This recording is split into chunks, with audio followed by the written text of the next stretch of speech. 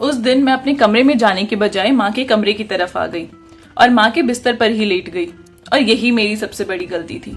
मुझे ऐसा नहीं करना चाहिए था, क्योंकि माँ समझकर मेरे पास कोई आया, मेरी तो चीख ही निकल गई, क्योंकि वो तो हर रोज हमारी गली में एक बाबा आते थे और जैसे ही माँ उन्हें देखती फटाफट अपने हिस्से की रोटी उनको दे देती थी। बदले में वो माँ को बहुत सारा आशीर्वाद देते थे कि भगवान तुझे बेटा दे जो तुझे कमा कमा कर खिलाए। मुझे बड़ी हंसी आती थी, क्योंकि माँ को विधवा हुए तो 7 साल हो गए थे, पर उनके इस आशीर्वाद से माँ बहुत खुश होती थी और रोजाना अल्ट्रासाउंड भी करवाती थी। एक रात अचानक पड़ोसन की तबीयत खराब हो गई तो माँ वहां चली गई। मैं माँ के बिस्तर पर लेट गई और यही मेरी सबसे बड़ी गलती थी। कहानी कुछ यूं शुरू होती है कि आज फिर सुबह सुबह वही बाबा गली में आवाज लगाने लगा। पिछले 2 दिन से इसी वक्त आकर सारे मोहल्ले से मांगा करता था। मुझे बाबा के आने से बहुत चिढ़ सी होती थी, क्योंकि उसके आते ही माँ अपने हिस्से की रोटी जाकर उसे दे देती थी और खुद भूखी ही रह लेती थी। हम लोग बहुत मुश्किल से वक्त काट रहे थे। पापा के जाने के बाद से 2 वक्त की रोटी भी मुश्किल से नसीब होती थी और उसमें से भी अपने हिस्से की रोटी उसे दे देती थी माँ। उस बाबा का हुलिया भी मुझे अजीब सा ही लगता था। बड़े बड़े कड़े हाथों में और गले में पहने होते थे और आंखों में भर भर के काजल लगाया होता था, जिससे उनकी शक्ल और भी अजीब सी लगती थी। पूरा मोहल्ला उनको सर आंखों पर बिठाता था, क्योंकि सबका मानना था कि उन बाबा के आशीर्वाद में बड़ी ताकत है और यही सबसे बड़ी वजह थी कि जिसकी वजह से मैं उन्हें नापसंद करती थी। जब भी मेरी माँ अपने हिस्से की रोटी जाकर देती, वो बाबा बदले में कहते कि तुझे भगवान बेटा देगा जो तुझे कमा कमा कर खिलाएगा। और इस आशीर्वाद की वजह से वो बाबा मुझे और झूठा लगता था, क्योंकि पापा को तो इस दुनिया से गए 7 साल हो चुके थे। मेरा नाम सरिता है। मेरी दुनिया छोटी सी थी, जिसमें सिर्फ मेरे माँ बाप ही आते थे, क्योंकि उनके अलावा मैंने कभी किसी को अपने आसपास नहीं देखा था। ना ही मेरा कोई भाई बहन था और ना ही कोई रिश्तेदार। बस मोहल्ले में ही थोड़ी बहुत दोस्ती थी, जिनसे मैं कभी कभी मिल लिया करती थी। जब से स्कूल जाना शुरू किया तो अपने दोस्तों को उनके रिश्तेदारों के घर आता जाता देखकर मैं बहुत उदास रहती थी और अपनी माँ से अक्सर पूछती कि मेरा कोई रिश्तेदार क्यों नहीं है। माँ कहती कि तुम्हारे पापा अब इस दुनिया में नहीं है और हमारे रिश्तेदार हमसे नाराज हैं। जब मैं थोड़ी बड़ी हुई तो पता चला कि मेरे माँ बाप ने भागकर शादी की थी, इसलिए उनको घर से निकाल दिया गया था और उनके साथ सारे रिश्ते भी तोड़ दिए। मेरे पापा एक मजदूर आदमी थे, सारा दिन मेहनत मजदूरी करते थे, तब जाकर हम शाम को खाना खा पाते थे। मेरी माँ को बाबाओं पर बड़ा ही भरोसा था। वो हमेशा किसी न किसी के पास जाती रहती थी और अपने हालात को बदलने का आशीर्वाद लिया करती थी। एक दिन मेरे पास आकर कहती कि बाबा ने कहा है कि अगले साल हमारे हालात जरूर बदल जाएंगे और कोई बहुत बड़ी खुशखबरी मिलेगी। मैंने कहा मुझे तो बहन या भाई की खुशी चाहिए। मेरा बड़ा दिल चाहता था कि मेरा कोई छोटा बहन या भाई हो जिसके साथ में खेलूं कूदूं। खुद माँ को भी बेटे की बड़ी आरज़ू थी। मैं 8 साल की थी, मगर मेरे दिल की उम्मीद जग गई थी। लेकिन अगले साल खुशी के बजाय वो हो गया जिसके बारे में हमने सपने में भी नहीं सोचा था। मेरे पापा रोज की तरह अपने काम के लिए घर से निकले, मगर वापस अर्थी पर आए। मैं छोटी थी, इसलिए मालूम नहीं हो पाया कि पापा को क्या हुआ था। बस इतना याद है कि पापा मर गए थे। पर माँ इतनी बड़ी खबर सुनकर भी सुकून से बैठी रही। मुझे आखिरी बार पापा का चेहरा भी न देखने दिया गया। मोहल्ले वाले कहने लगे बेचारी विधवा हो गई इतनी सी उम्र में। कुछ रिश्तेदार आए थे, पर बस मिले और चले गए। मुझे प्यार करना तो दूर की बात, उन्होंने मुझे देखना तक जरूरी नहीं समझा था। मेरी माँ बिल्कुल खामोश थी, उनकी आंखों से एक आंसू नहीं बहा था। पापा के नहीं होने के बाद माँ ने वो जगह ही छोड़ दी। अब माँ का ज्यादातर वक्त घर से बाहर बीतने लगा था। मैं नहीं जानती थी कि वो सारा दिन बाहर क्या करती है। शाम को घर आती तो हम दोनों के लिए खाना ले आती थी। मैं माँ से पूछती कि माँ आप सारा दिन कहाँ होती हो, तो सुकून से कहती काम करने जाती हूँ।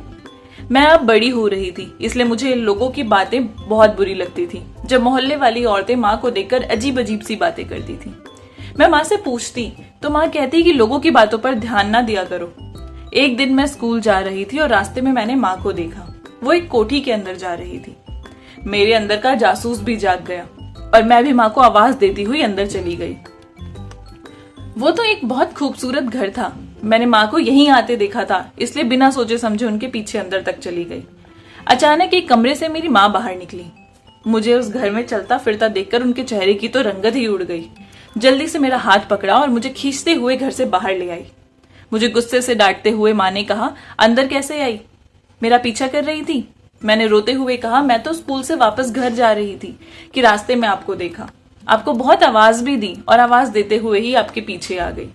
माँ ने बहुत सख्ती से कहा, खबरदार, आज के बाद तुमने मुझे रास्ते में कहीं भी देखा तो मुझे आवाज मत देना और ना ही मेरे पीछे आना।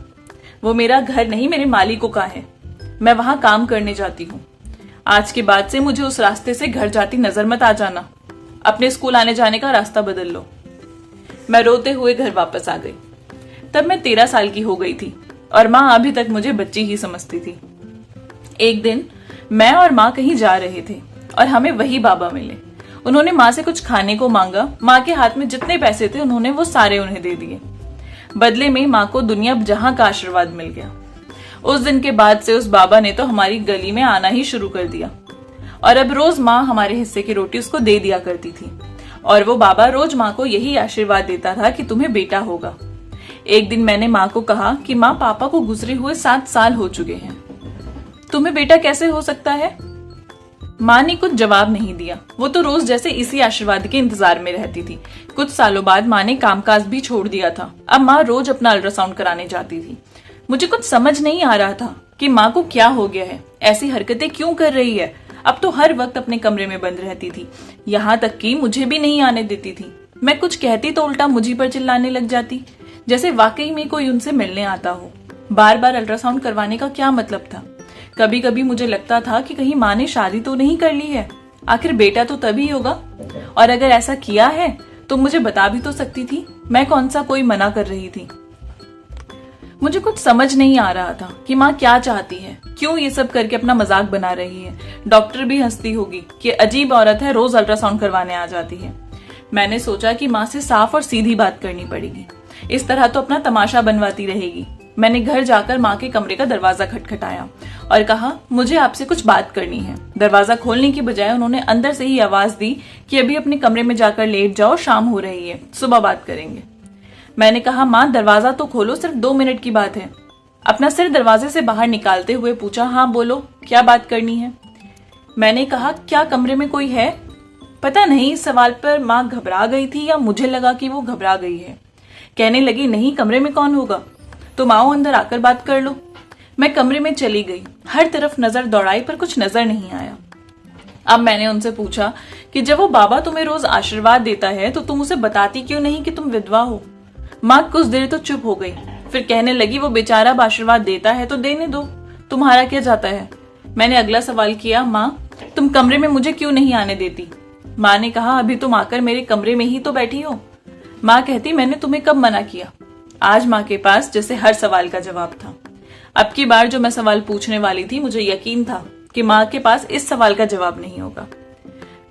मैंने कहा, अब मुझे ये बताओ कि तुम रोज अस्पताल अल्ट्रासाउंड कराने क्यों जाती हो? मेरा ये वाला सवाल सुनकर माँ वाकई हैरान रह गई। इससे पहले कि वो सवाल का जवाब देती, दरवाजे पर दस्तक हुई तो माँ इस सवाल से बच गई क्योंकि पड़ोसन आ गई थी। अब घंटा तो उसी ने ले लेना था। मैंने सोचा कल पूछूंगी। अल्ट्रासाउंड करवाने क्यों जाती है? अगले दिन रात के करीब 10 बज रहे थे। दरवाजे पर दस्तक हुई। इससे पहले कि मैं जाती, माँ ने दरवाजा खोल दिया।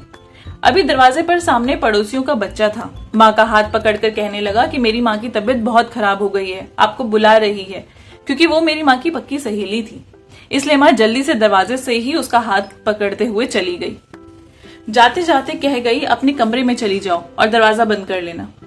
उस दिन मैं अपने कमरे में जाने की बजाय माँ के कमरे की तरफ आ गई और माँ के बिस्तर पर ही लेट गई। और यही मेरी सबसे बड़ी गलती थी। मुझे ऐसा नहीं करना चाहिए था, क्योंकि माँ समझकर किसी ने अचानक माँ का नाम लेकर मुझ पर से कंबल हटाया था। मेरी तो चीख ही निकल गई। कमरे में इतना अंधेरा था, मैंने जल्दी से उठकर कमरे से बाहर दौड़ लगा दी। मेरी सांस बुरी तरह फूल रही थी। मुझे तो समझ ही नहीं आ रहा था कि अभी ये मेरे साथ क्या हुआ। किसी ने माँ के धोखे में मुझे छूने की कोशिश की थी। मैं तो दरवाजा खोलकर बाहर निकली ही थी कि सामने इस तरह घबराए हुए मुझे देखकर माँ परेशान हो गई। कहने लगी, क्या हुआ? मैंने सारी बात तसल्ली से उन्हें बताई। सारी बात सुनने के बाद माँ ने मुझे कहा कि तुझे जरूर कोई गलतफहमी हो रही है, कमरे में कोई नहीं है। मैंने कहा, नहीं माँ, कमरे में कोई था, किसी की आवाज सुनी थी मैंने।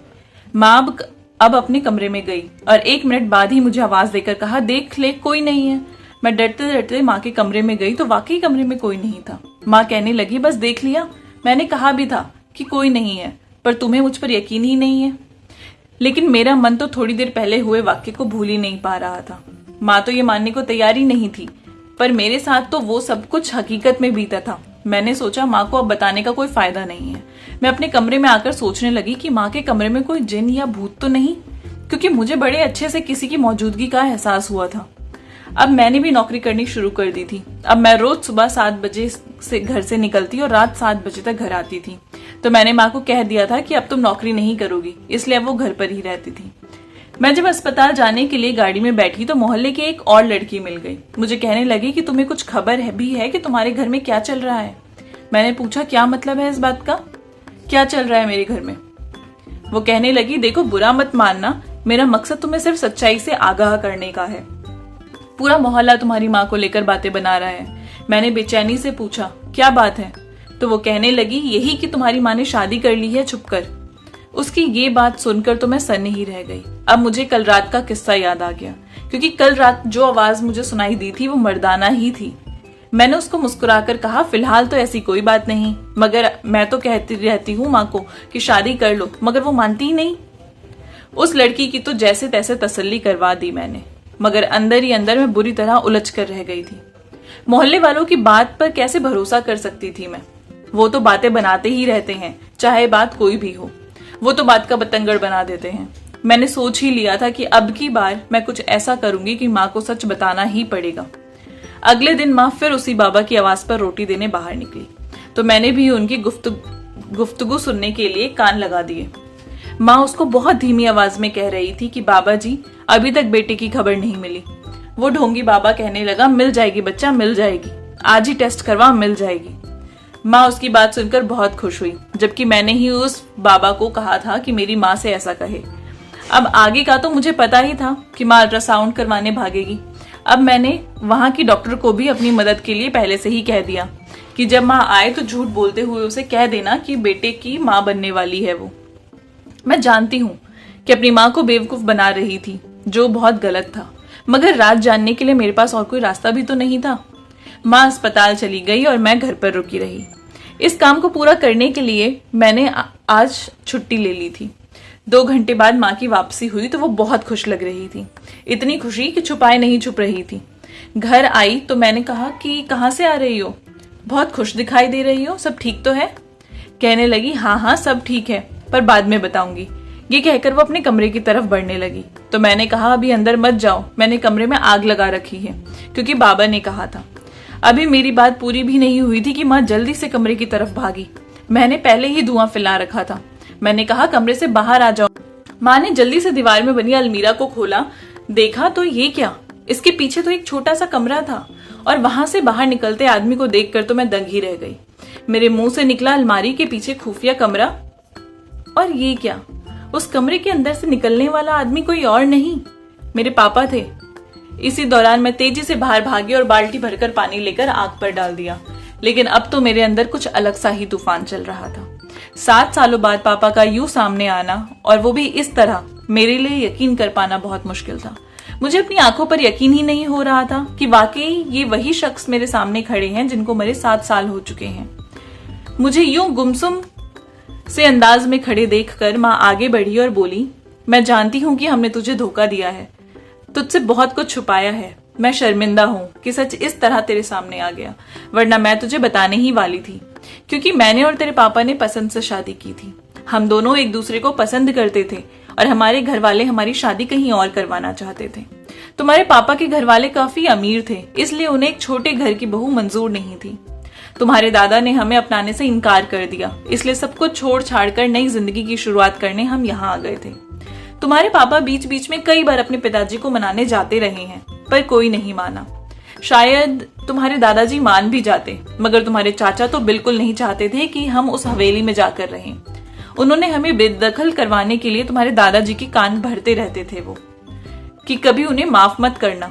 तुम्हारे पापा के खानदान का एक अजीब सा रिवाज था कि जायदाद में सिर्फ लड़के को ही हिस्सेदार बनाया जाता था।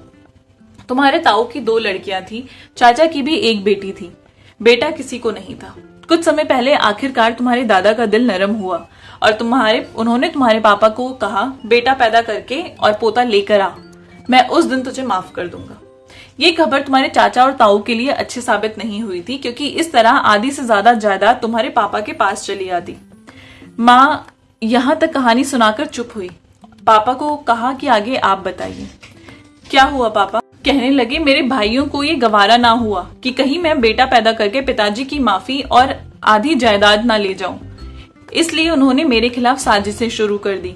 मुझे जान से मारने की कोशिश करने लगे, यहाँ तक कि मुझे अपनी ही मौत का झूठा ड्रामा करना पड़ा ताकि सबको यकीन आ जाए। मेरे मरने पर भी जो कुछ किया वो सब एक नाटक था, सिर्फ मेरे भाइयों को दिखाने के लिए। और इसलिए हम किसी दूसरे मोहल्ले में आ गए ताकि वो लोग तुम्हें और तुम्हारी माँ को नुकसान ना पहुंचा पाए। मैं रोज तुम्हारी माँ से मिलता था। हम चाहते थे कि हमारा बेटा हो जाए एक बार, तो बेटे की खुशखबरी मिल जाती तो मेरे पिताजी भी मुझे माफ कर देते। मगर इस भागदौड़ में इतने साल गुजर गए कि मालूम ही नहीं हो सका कि तुम इतनी बड़ी हो गई हो। मैं बहुत अच्छे से इस घर में छुप कर रहता था। उस दिन मैंने ही तुम्हें तुम्हारी माँ के धोखे में आवाज दी थी। माँ ने पापा के चुप होने पर कहा, लेकिन अब भगवान ने हमारी सुन ली है और मैं अभी अल्ट्रासाउंड करवा कर आई हूँ। मैं बेटे की माँ बनने वाली हूँ। हमारी 7 साल की मेहनत अब रंग लेके आई। अब क्योंकि मैंने डॉक्टर को झूठ बोलने को कहा था तो मैं सुबह हॉस्पिटल गई और वो डॉक्टर जिसको मैंने ये सब कहने को कहा था मुझे कहने लगी कि असल में मैं कल खुद नहीं आ सकी क्योंकि मेरी फैमिली में इमरजेंसी हो गई थी। तुम्हारी माँ कल आई थी क्या? अब मुझे लगा कि इसका मतलब कि किसी और डॉक्टर ने माँ का चेकअप किया था और वो खबर सच्ची थी। मेरी माँ सच में बेटे की माँ बनने वाली थी। अब मेरी जान में जान आई। मैं तो कल से माँ से नजरें ही नहीं मिला पा रही थी, क्योंकि जब उन्हें पता चलेगा कि मैंने झूठ बोला था तो वो क्या सोचेंगी। मगर भगवान की दया से ये सच हो गया। मैं बहुत खुश हूँ। घर जाते हुए मैंने मिठाई खरीदी क्योंकि अब हमारे दिन फिरने वाले थे। जैसे ही मेरा भाई पैदा हुआ हम उसे लेकर गांव जाते और दादाजी को सारी साजिशों से बाहर करके उनको उनका वारिस दिखाते, जिसके लिए मेरे माँ बाप ने 7 साल की मेहनत की थी। मेरे भाई के होने के बाद मेरे दादा ने अपने दूसरे दोनों बेटों को सजा के तौर पर उनके हिस्से से निकाल दिया और माफी मंगवाई। अब मेरा भाई ही उनकी जायदाद का इकलौता वारिस था। आई होप आपको ये कहानी पसंद आई होगी। अगर अच्छी लगी है तो चैनल को प्लीज सब्सक्राइब कर दीजिए, लाइक कर दीजिए और अपने प्यारे से कमेंट नीचे ड्रॉप कर दीजिए। मिलूंगी आपसे नई कहानी के साथ, तब तक के लिए बाय बाय।